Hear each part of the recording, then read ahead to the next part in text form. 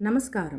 భూమి నుండి సూర్యుడు ఎంత దూరంలో ఉన్నాడో తెలుసుకోవడానికి ఆధునిక విజ్ఞాన శాస్త్రానికి నాసా వంటి సంస్థలకు కొన్ని వందల ఏళ్లు పట్టింది. కానీ ఎటువంటి టెలిస్కోపులు లేని కాలంలోనే ఒక చిన్న ప్రార్థనలో సూర్యుడికి భూమికి మధ్య ఉన్న దూరాన్ని అత్యంత ఖచ్చితంగా లెక్కగట్టారు. అదే హనుమాన్ చాలీసా. ఇది వినడానికి మీకు ఆశ్చర్యంగా ఉందా? నాసా లెక్కలకు తులసీదాస్ రాసిన ఆ శ్లోకానికి ఉన్న ఆశ్చర్యకరమైన సంబంధం ఏంటో తెలిస్తే మీరు షాక్ అవుతారు. రండి ఆ రహస్యాన్ని తెలుసుకుందాం.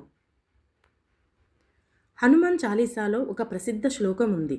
యుగ సహస్ర యోజన పరబాను లీల్యోతాహి మధురఫలజాను. దీని అర్థం ఏమిటో తెలుసా? హనుమంతుడు సూర్యుడిని ఒక మధురమైన పండు అనుకొని అంత దూరం ఎగిరి వెళ్ళి పట్టుకున్నాడు అని. ఇక్కడ అసలైన రహస్యం ఉంది. ప్రాచీన భారతీయ గణితం ప్రకారం ఒక యుగం అంటే 12 ఏళ్ళు, ఒక సహస్ర అంటే 1000, ఒక యోజన అంటే 8 మైళ్ళు. వీటన్నిటినీ గుణించండి. 12,000 ఇంటూ 1000 ఇంటూ 8 అంటే 9,60,00,000 మైళ్ళు. ఆశ్చర్యంగా నాసా లెక్కల ప్రకారం భూమి నుండి సూర్యుడికి సగటు దూరం కూడా సుమారు 96 మిలియన్లు ఉంది. 16వ శతాబ్దంలో తులసీదాస్ గారు ఎటువంటి పరికరాలు లేకుండా ఈ దూరాన్ని ఎలా చెప్పగలిగారు?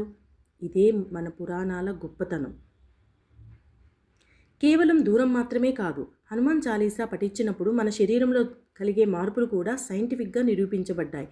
మనం మంత్రాన్ని గట్టిగా ఉచ్చరించినప్పుడు మన మెదడులో ఆల్ఫా వేవ్స్ విడుదలవుతాయి. ఇవి మన భయాన్ని, ఒత్తిడిని తగ్గిస్తాయి. ధ్వని తరంగాలు మన డిఎన్ఏలో ఉండే నెగిటివిటీని తొలగించి ఆత్మవిశ్వాసాన్ని పెంచుతాయి. అందుకే హనుమంతుని స్మరిస్తే భయం పోతుంది అని అంటారు. సో ఫ్రెండ్స్, మన ధర్మం వెనుక, మన పురాణాల వెనుక అనంతమైన విజ్ఞానం దాగి ఉంది. మనం దాన్ని సరిగ్గా అర్థం చేసుకుంటే ఆధునిక సైన్స్ కంటే మనమే ఎంతో ముందు ఉన్నామని తెలుస్తుంది. ఈ వీడియో మీకు గర్వంగా అనిపిస్తే కామెంట్ బాక్స్లో జై శ్రీరామ్ లేదా జై హనుమాన్ అని రాయండి. ఇలాంటి మరిన్ని విషయాల కోసం మన ఛానల్ని ఇప్పుడే సబ్స్క్రైబ్ చేసుకోండి. ధన్యవాదాలు.